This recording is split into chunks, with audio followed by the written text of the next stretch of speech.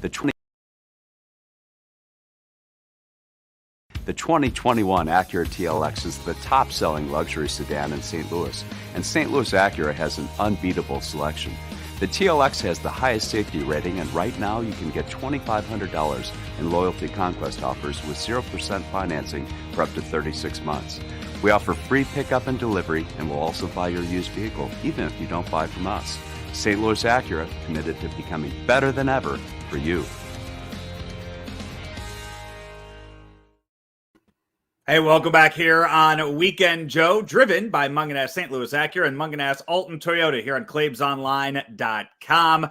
I feel like the start of the NHL season kind of jumped up on us earlier this week. The Blues get started this weekend, so I thought who better to jump on and talk to us about that than our guy, JT, Jim Thomas of the Post-Dispatch. What's going on, Jim? How are you? Joe, it hasn't jumped up on me. For one, it was the longest preseason in history, I think. Eight preseason games. I mean, really? And then you play the 8 preseason games, and now we have to wait a whole week of practice before we actually get to the games that count. But it's finally here. I'm excited for another hockey season. But, there will be 28 teams that will have played their openers before the Blues drop the puck against the Avalanche. 28 out of the 32 teams.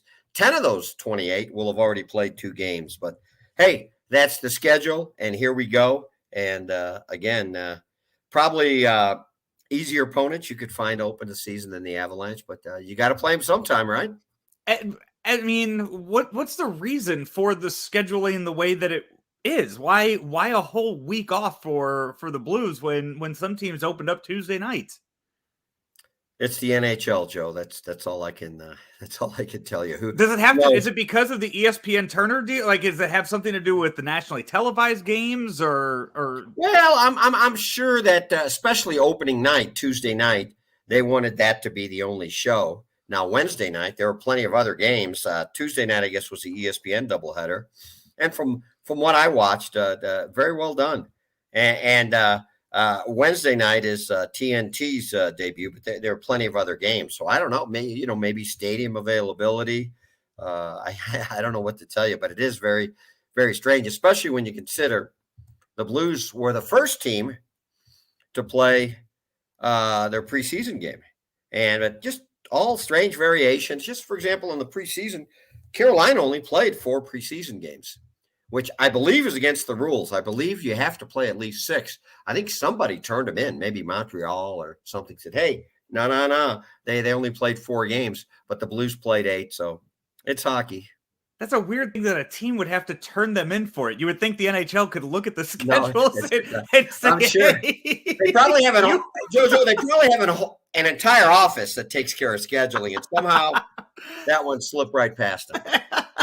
But to say that they turn them in too, it's just the NHL. It seems like they keep just stepping on themselves. But hey, they just got a lot of money from ESPN and Turner for the next several years, and I didn't get to watch any of the games Tuesday. I'm interested to see how Turner does hockey coming up this weekend or this week. Now picture this. Shut your eyes, Joe, and picture this. You could possibly have Charles Barkley and Darren Pang in the studio together talking hockey.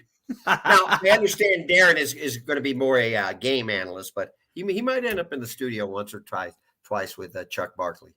As long as we can get Barkley and Shaq standing next to Darren Pang doing a segment, then all the money has been worth it. All of the money has been worth it if you can get something like that visual for the fans. They may need to pan out on that camera, otherwise you may not see Darren. With a tight shot. So we're entering this season. By the way, we didn't even mention this. You have this whole week off and you're acting like you don't have stuff to do. You're in beautiful Vail, Colorado right now with the team as they are on some retreat, practice, whatever you want to call it. Team bonding. Should we talk about that a little bit? They're hockey players. I mean, we know what's going on. I'm sure they're out communing with nature, probably gathering leaves and berries in the They're doing just what you're doing right there. Probably consuming some malted beverages. No. This is pre-workout or Pre-workout. Yeah. Well, they're doing some post-workout drinking. But as a matter of fact, my hotel here overlooks the entrance, fourth floor, and Tuesday. And I'm not staying in the high end of Vail. I'll put it that way. But my place. But Tuesday, about 4:30 Mountain Time, there was a steady procession of first coaches, then some players, and other players. There's a sports bar and grill down in the lobby of the hotel, and so that was their team bonding Tuesday night. They went in there, probably had a couple burgers, maybe 1-2 beers apiece, and watched the hockey. So I didn't want to go down there. I figured the last thing a bunch of hockey players drinking wanted was a reporter showing up. So what's he snooping around? Is he taking pictures? So I stayed away. But so that was the team bonding. There were supposed to be all kinds of golf trips and golfing and stuff like that. But cold snap here. Normally it's in the mid 50s, upper 50s, even 60s this time of year. We haven't. I think the high has been like 42 degrees. It's like 36 degrees now. At night, it gets in the teens. There's been snow showers. And so I don't think they're out on the golf course. Although Justin Falk did do some, he's a fly fisherman. And, he's from Minnesota. He goes ice fishing. So what's 35, 36 degrees if you want to go fishing? So he did some fly fishing. I was going to say, yeah, between all the Northerners and Canadians on the team, I can't imagine that 50 degrees would keep them off a golf course, but it's we're talking more 30s and low 40s. And you got to remember, they've been in St. Louis for a while where 5 days ago, it was 90 degrees. Yeah, I guess, you got a point there. So as you've watched this team during their 8 preseason games and now during their week off before the season starts, what is your assessment of the 2021-2022 St. Louis Blues? They look pretty potentially on paper like they could be pretty formidable on offense. I just finished writing a story about the lines are set for the season opener and just what the lines look like. They've got 8 guys that have scored at least 20 goals in one season in their top 12. Some have done that multiple times. Some have scored, Tarasenko, all those 30-goal season. James Neal's had a 40-goal season. Potentially, they've got a lot of punch up front with the additions of Saad and Buchnevich, and even your fourth line right now is Jake Neighbors, Tyler Bozak, Ivan Barbashev. If Oscar Sundqvist were healthy, it would be Sundqvist, Bozak, Barbashev. That's a pretty good fourth line. So you look at this and you're like, boy, on paper, they look good. Now, we all know what can happen to paper once the season starts. It can get shredded. You can have injuries. But right now, it looks pretty good. And that third line, I guess, is kind of the mystery line because you've got Neal and Tarasenko. And as I wrote in this story I just posted, those are 2 guys that are kind of natural-born scorers, over 500 career goals between them. They like to shoot. And you've got a guy in the middle. What does Robert Thomas just love to do? He loves to pass the puck. So that could be a dynamic line. And we don't even need Neal to be back to form or Tarasenko at their peak. If you can just get 15, 20 goals out of Neal and maybe 20 goals out of Tarasenko on your third line, then you could really have something in your lineup. Now, if you don't, I mean, we all know because of injuries with Tarasenko and age and COVID with Neal that, the past couple seasons, their production's really dropped. So if they're still in that mode, then, maybe not too exciting. But if they are back to even some semblance of their form, it could be an exciting lineup. Yeah, and not to mention it's the TNT line and with Turner getting the new media rights to some of these, the storyline there just writes itself the first time they have a national game on a Wednesday night. So oh my gosh, yeah, they should just be eating that up. they may have to have those three do a little promo, right? So let's talk about Tarasenko. You covered your fair share of holdouts and guys that didn't want to show up to practice and wanted to be traded during your days covering the Rams. How similar was that to what you saw with Vladimir Tarasenko this past offseason? And how shocked are you that he is a St. Louis Blue on opening night? I'll start with your last point first. Extremely shocked. But yeah, many Orlando Pace holdouts, to the point where when he finally was signed and actually was ready to report to Macomb on time for day one, we actually joked, hey, do you need some directions? We can get you so you can get up to Macomb. And even in terms of holdouts or players not showing up, remember what would it have been? Was it well, he only played 96, 97, and 98. So it was one of those Tony Banks seasons where he didn't get on the plane. He was so, I guess, disappointed after a 14-0 loss in Miami. He just stayed in Miami with his girlfriend and didn't go back on the team flight. So yeah, I seen a couple things there with the Rams, but the Tarasenko stuff, there's just and not just maybe asking to be traded, but just as strident as things got from, and I'll just refer to it as air quotes, the Tarasenko camp, just over their grievances. It was sharp. It was pointed. They threw a lot of people under the bus. I never thought that this would happen, but the trade market never materialized for a variety of reasons, which we've all talked about many times. And I think Tarasenko realized, I'm opening the season here, and he had a talk with Armstrong, and hey, just make the most of it. Kind of rebrand yourself, get your kind of your name back. Tarasenko's a very proud guy. He's shown up very fit, very trim. Spent 5-6 weeks training down at and I don't know if it was something the agent set up for them or whatever. He and Barbashev trained down at a facility in Miami, and they bring their wives and families down there. But they both of them actually showed up very fit. Tarasenko seems pretty happy, and we know that can change in a minute. He can be a very, very moody player, but he seems very happy. There's a lot of Russians on the team, and you might say, well, what does that mean? But, when you have your own countrymen there and you can speak your own language, I mean, you've got Buchnevich, you've got Kostin, you've got Tarasenko, you've got Barbashev.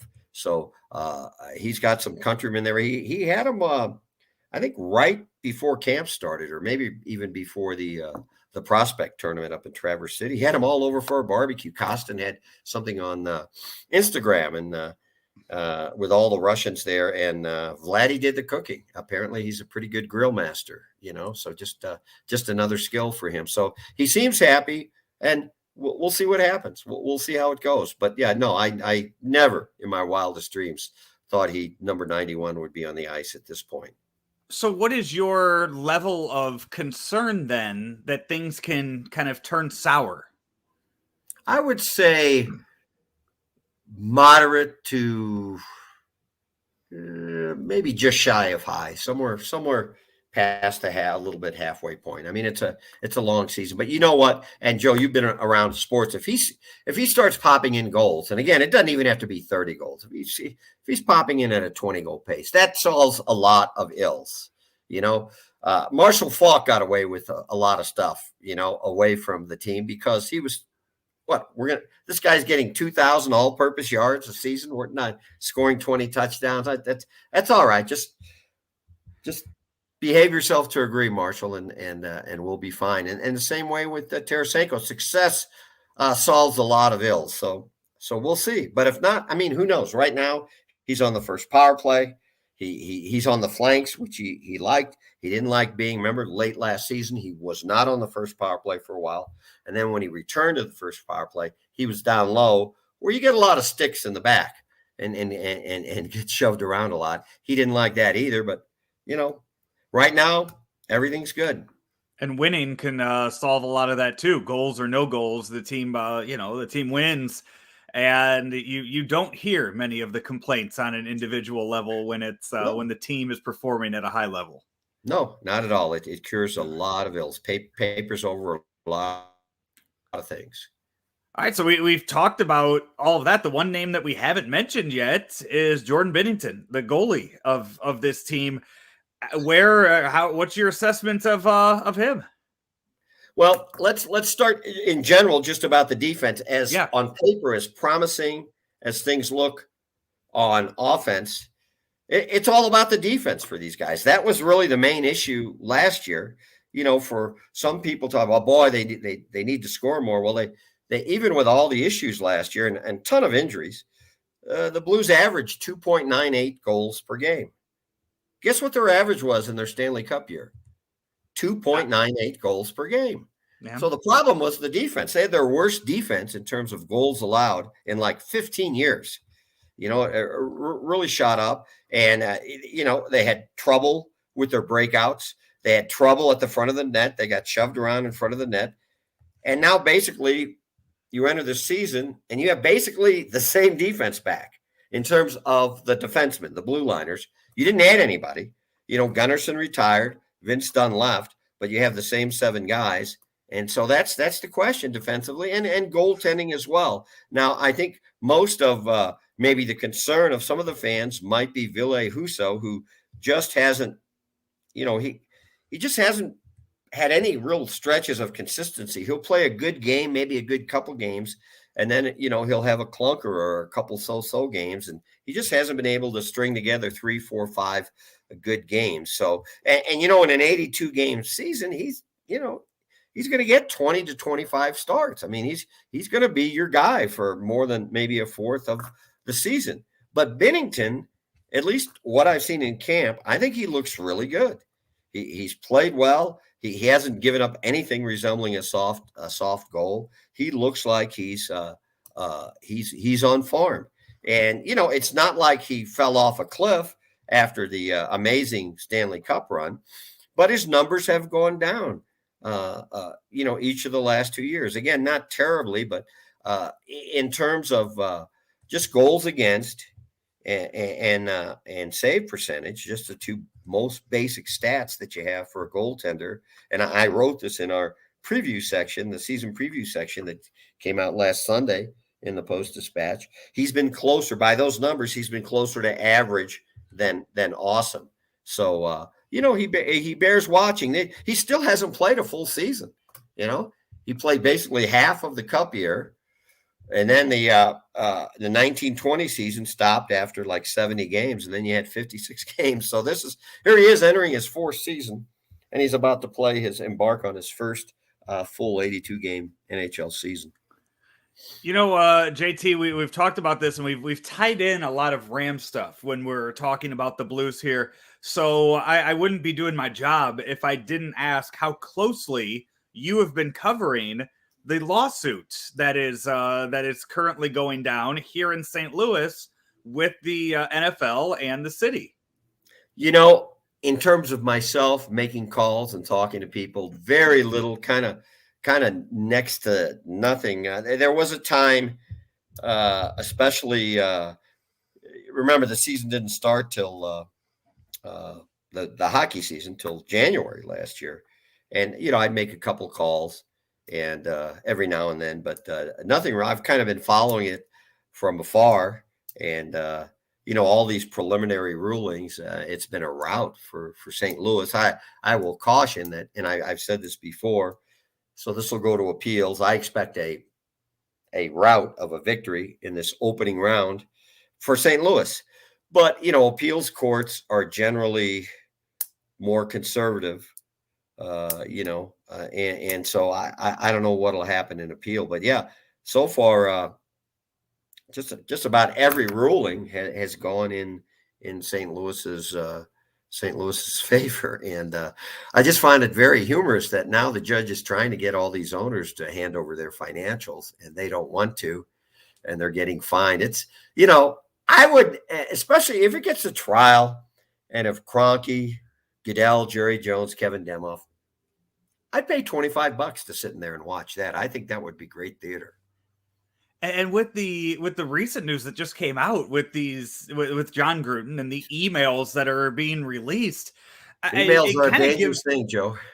It gives, it gives hope to reading what some of those emails might look like. And I can't imagine how excited you would be to sit down and read some of those Demoff Kroenke emails. Okay, I'll be assigned to sift through these 30,000 emails. I wouldn't mind that. I wouldn't mind that at all. And here's the thing. And it's pretty obvious they don't want to hand over their financials because they don't want the world to realize how much money that they're making, because that will help St. Louis's case when they ask for a boatload of money, when you realize how much money they're making. I take you back to the mid-'80s. I remember the quote. I was covering Mizzou then, so I wasn't covering the Cardinals, the football Cardinals' departure from St. Louis. But I do remember Bill Bedwell saying, I do not have to sell one ticket and I can make money. And I will make money because of the TV dollars. The TV dollars was in the 80s. And Joe, that was the 80s. You know what the TV packages are like now? If you own an NFL team, it is a license to make money, practically to print money. So, it would be. One way or another, I'm sure the judge is going to get these financials, but this is it's getting more and more entertaining, don't you think? As we get closer. It is, and everything that we're as I let the listeners know, this will air on Friday, but we're recording this Wednesday evening, and all of the stuff that went down in court today with some of the rulings between the owners not handing over their stuff and the judge getting very upset with the NFL attorney. Yeah, that now we're going to see a hearing in December 3rd, I think it is, where they're going to talk about holding them in contempt. This is getting so out of hand, and the NFL at some point seems like they need to. They're going to do whatever they can to try to avoid this from going to court. But you were covering the Rams during the Cleveland Browns kind of revival, and you saw how they left Cleveland and then got a team back. So as you sit here today, do you see there being any chance at all of St. Louis getting an expansion team out of this deal? I hate to be Debbie Downer, but I think no way. But you raise a good point about the Cleveland, because when Art Modell took the Browns to Baltimore, it was like, oh, weeping, moaning. Oh my God, the poor Cleveland, we got to get them a team. When the Irsay family loaded the vans and moved the Colts from Baltimore to Indy, same stuff. And even to a degree with Houston, nothing like that with St. Louis. Absolutely nothing. I'm there in Houston the night the vote came down. Within half an hour after the vote, Greg Aiello comes out, league vice president of communications, and he wasn't talking to me, but I could hear him. There were a bunch of reporters. St. Louis is a baseball town. You know what a nerve that strikes to St. Louis? We love our Cardinals. We know the tradition, but St. Louis is a great sports town. We're not just a baseball town. Look at the fervor for the Blues. Look at all the excitement for the MLS. U.S. Gymnastics come here, and the women set an attendance record. All the golf attendance records that we've sent. NCAA wrestling, how it draws. It's an insult to be called a baseball town, meaning that we're only a baseball town. So it just, I don't know. It really aggravates me that there were all these sorrowful feelings about all these other teams that lost that lost their teams, and there isn't that same kind of sentiment for St. Louis. I just don't get it. Okay, we blew it. St. Louis blew it when the football Cardinals left. But you can't pin this one on us. You can't pin the Rams leaving on St. Louis. We got lied to. We got misled. And for Stan Kroenke to call my hometown a dying city, that's aggravating. That's just very aggravating. And again, Mark Davis, he was pretty honest with Oakland. He said, "Yeah, unless you can build me a beautiful new stadium, I'm moving." I mean, you knew, and maybe they weren't happy about it, but they knew what they were facing. But that wasn't the case here. Yeah, and you know what? That's not the only team that's left Oakland, and it's not the only team that's going to leave Oakland either. Right. As you know, essentially they lost they lost the Warriors, and they're about to lose the Athletics too. So it's it's a trend. Well, that's In what that kills city. me too about the Los Angeles mentality. Well, you stole the Rams from us, and I'm. Wait a minute, isn't this a classic case of the what is it? The pot calling the kettle black. Yeah, You got the Rams from Cleveland. You got the Dodgers from Brooklyn. You got the Lakers from Minneapolis. I'm sure there's a couple more, but Clippers came from San Diego, right? right. Yeah, you're right. You got so just about every team you have, except for the Kings, you've stolen from somebody else. So don't cry wolf on this one. And that's the thing. In '94, LA did nothing to keep the Rams. St. Louis built a $300 stadium with a sweetheart of a lease that was the envy of every owner in the league, and it was the most expensive stadium at the time. And 21 years later, LA did nothing to get the Rams back. Kroenke footed the bill with some loans from the league, and St. Louis had $400 million. They're ready to put on the table to build another stadium in 21 years. So it's I really hope that St. Louis is done right. However this turns out in I don't think they'll get an expansion team, but I know the NFL owners don't like paying out money, and we'll see what the damages are. Sorry to laugh. Wait, NFL owners, but I'm amused by this right now. Your coworker Ben Fred's doing a heck of a job covering everything there, and people can read that in the Post-Dispatch right there alongside all of your coverage of the St. Louis Blues that starts this weekend as the Blues open up their season against Stan Kroenke's Colorado. Do you think Stan Kroenke knows that the Avalanche open up their season this weekend? Probably not. You come up the elevator. You come up the elevator of what's now called Ball Arena, formerly the Pepsi Center. You go to your right, and you're into the bowl, of the stadium and the press box. You go to your left. There's a sign just 10 feet away from the elevator, KSE, Kroenke Sports and Entertainment. That's Kroenke's office there. And every year, my tradition is I take a picture of the door, hoping to see maybe Stan would come out and say hello, but I haven't seen him yet in that building. He's got a nice office out there in Inglewood right now. That he's probably. But that very office, and sorry to interrupt, at the Pepsi Center was where, and Ball Arena, and I reported on it back in January of 2012, is when he interviewed Jeff Fisher for the job, and that Fisher was really taken aback because he got asked a bunch of questions about what was it like when you moved the Oilers to Tennessee, and what were some of the issues you faced? And Fisher was like, what does he want to move the team? Again, my friend, this is January of 2012. This was an unnamed source, but it was a very, very close friend of Jeff Fisher. So I don't doubt the veracity of the story at all. So it was in that very office. And when I get off that elevator, and I've been to Pepsi Center now several times for games, again, Ball Arena, they change these corporate names constantly. I always think a little bit about that little meeting with Jeff Fisher there in January of 2012. Well, JT, enjoy the rest of your time in Vail and the trip over to Denver after that. Excited, you get to travel again this year, and you're not in a bubble like you were in previous previous times. That is very nice, very nice. So enjoy a sense of normalcy back to your Blues coverage this season, and we'll read all about it in the Post-Dispatch. That's Jim Thomas of the St. Louis Post-Dispatch joining me here